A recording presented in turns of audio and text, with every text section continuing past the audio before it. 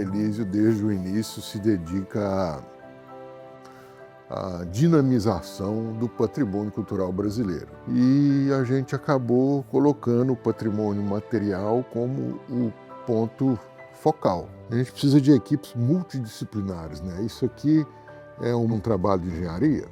Sim, mas é de história? Claro. É de arquitetura? Óbvio que sim. É de antropologia? É de tudo, filosofia. Então, que é outro lado fascinante, né? A multiplicidade de linguagens e competências que são necessárias para a gente conseguir levar a bom termo um trabalho desse aqui.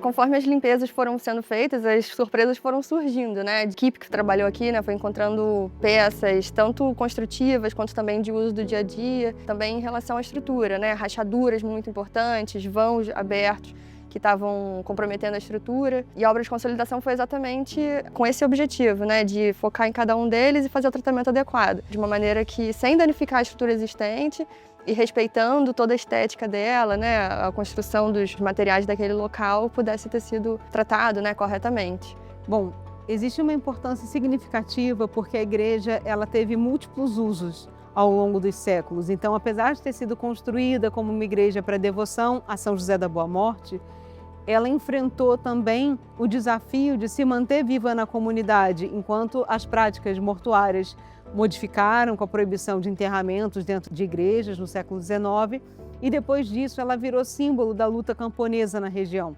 Então ela foi apropriada pela comunidade como um símbolo de luta, que fez com que criasse um vínculo já com a ruína, não mais com a igreja. E isso foi primordial para que ela se mantivesse sobrevivendo, apesar do desgaste do tempo.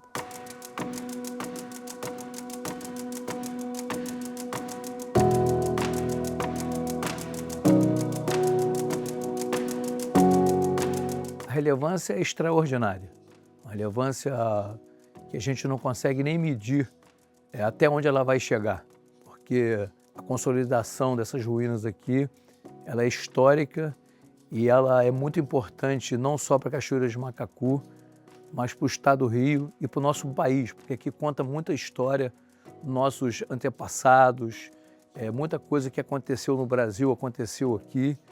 E aqui tem muita coisa para ser contada, então essa relevância ela é muito difícil até de você ver até onde ela vai. Eu diria que para Cachoeiras de Macacu tem uma relevância infinita e grandiosa. Não há dúvida que resgatar a história, você se prepara, você conhece melhor, você aumenta a autoestima em relação ao seu município, você valoriza o lugar que você vive e mais, quem desconhece sua história não tem futuro. Então, assim, é um legado que vai ficar para as próximas gerações, ou seja, tem todo um contexto em torno dela que coloca as ruínas de São José diretamente no coração e alma das pessoas que aqui vivem.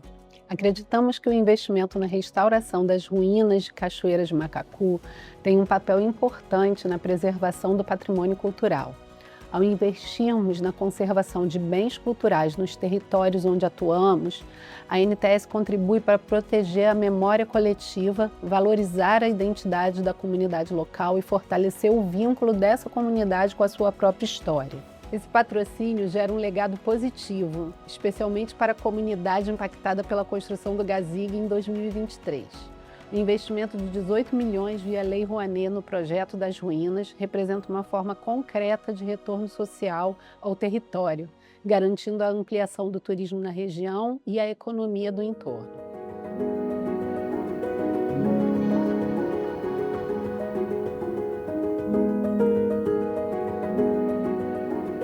Entender o que foi a antiga estrutura da igreja, que nós não a conhecemos, mas principalmente entender o que é essa estrutura da ruína que chega até nós.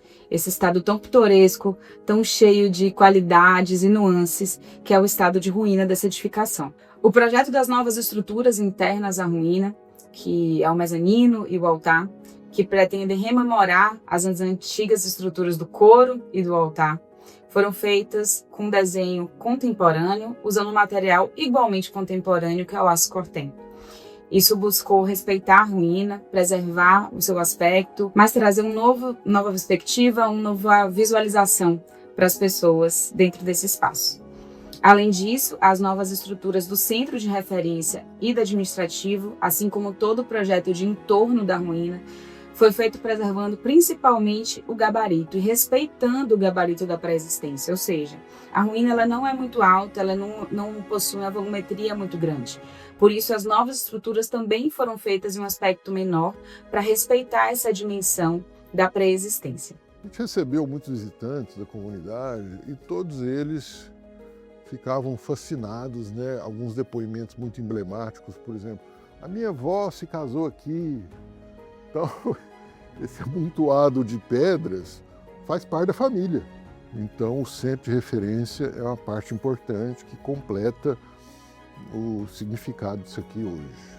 Vamos concluir nesse trabalho que nos deixou contentes, mas ele é só a primeira parte. Eu diria que ele não é nem o fim, ele é o início de um processo. E esse processo ele só se completará se dentro de alguns anos a gente voltar aqui e ver que isso aqui está vivo e que foi apropriado pela população. Aí sim nós vamos considerar que atingimos nosso objetivo.